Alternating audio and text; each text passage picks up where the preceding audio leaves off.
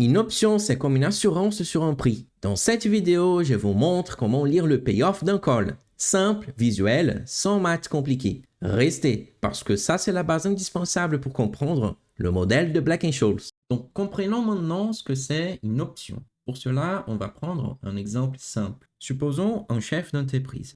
Son entreprise, elle fabrique des voitures. Pour fabriquer des voitures, il faut de l'acier. Et ce chef d'entreprise, il a un problème. Il vend ses voitures aujourd'hui à un prix fixe. Donc, il vend à un acheteur chaque voiture à 15 000 euros. Ce 15 000 euros-là, il est basé sur le prix de l'acier aujourd'hui.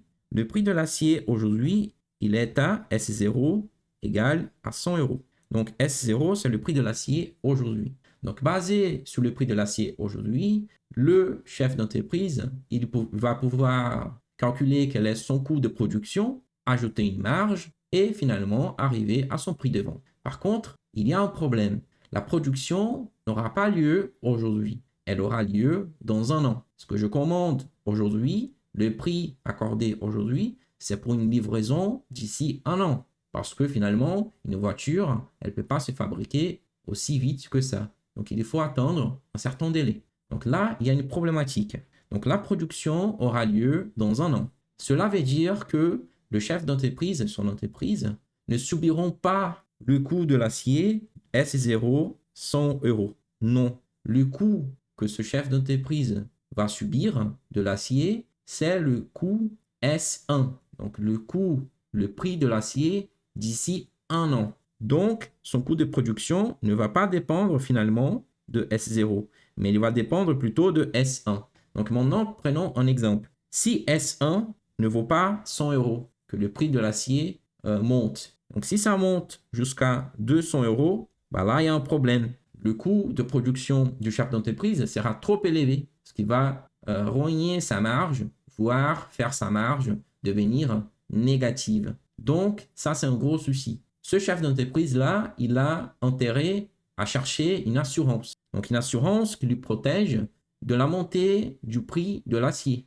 Donc, cette assurance, elle pourrait fonctionner de la manière suivante. Donc, j'imagine une assurance qui, si S1 est inférieur à 110 euros, parce que le chef d'entreprise, au moment qu'il calcule son coût de production, il y met une certaine marge. Aujourd'hui, c'est 100 euros. Ben, ça peut être au pire 110 dans un an si tout se passe bien.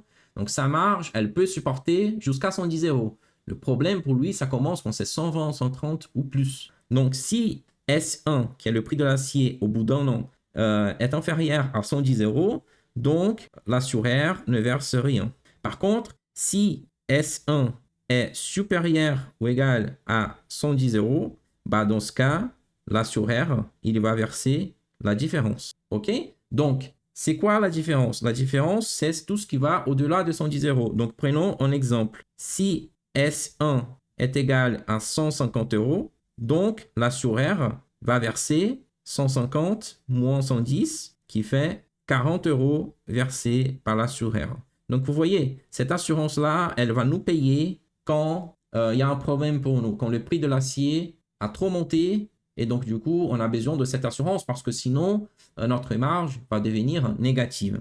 Donc, cette assurance-là, c'est comme toute autre assurance, comme l'assurance auto, l'assurance habitation, elle a un prix. Quand le chef d'entreprise il va chez l'assureur va lui facturer un prix. Donc, avant de discuter du prix, essayons de faire un graphique qui exprime cette assurance-là.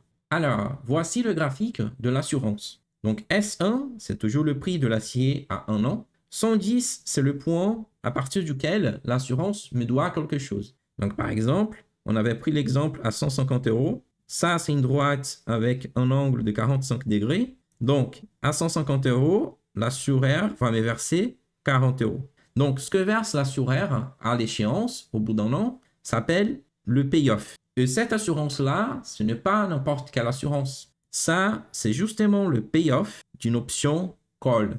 Ou sinon, on peut autrement dire, d'une option d'achat. Donc ça, c'est une option call.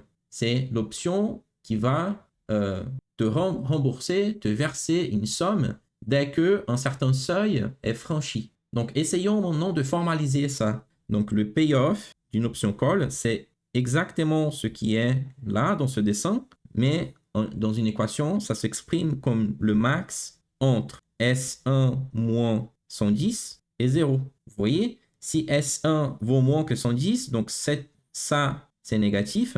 Donc, du coup, ça va me faire 0. Donc là, j'ai 0. Donc, ça, c'est le payoff d'un call. Donc ça, c'est ce que paye l'assureur. Maintenant, la question, c'est, OK, je sais ce que l'assureur va me payer et dans quel cas il va me payer. Maintenant, ce que je dois m'interroger, c'est quel est le prix de ce call. Et c'est ça le sujet de la suite de la vidéo.